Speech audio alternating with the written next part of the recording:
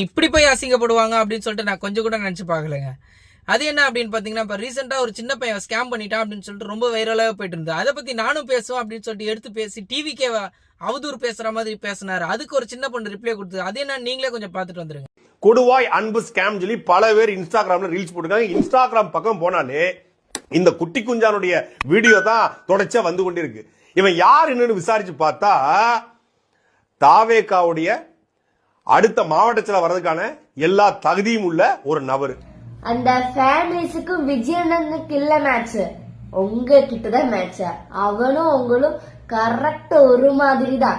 அந்த அன்பு அப்படி சொல்ற பையனும் நீங்களும் பக்கா மேட்ச். என்னன்னா நீங்களும் போய் தான் சொல்லுவீங்க, அந்த பையனும் போய் தான் சொல்லுவான். அப்புறம் நீங்களும் மாத்தி மாத்தி சொல்லுவாங்க, அந்த பையனும் அப்படிதான் மாத்தி மாத்தி மாத்தி சொல்லுவான். இன்னைக்கு சொன்னது நாளைக்கு சொல்ல மாட்டாரு, நேற்று சொன்னது இன்னைக்கு சொல்ல மாட்டாரு. அப்படிதானே? விஜயண்ணா ரசிகன் இல்ல, அவன் உங்களை அணுகரிக்கிறான்.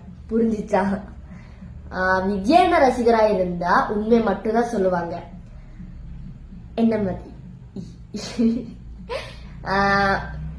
அவனும் விஜயண்ணாவும் தம்பி மேட்ச்ல என்னன்னா நம்மளோட விஜயண்ணா உண்மை மட்டும்தான் சொல்லுவாரு.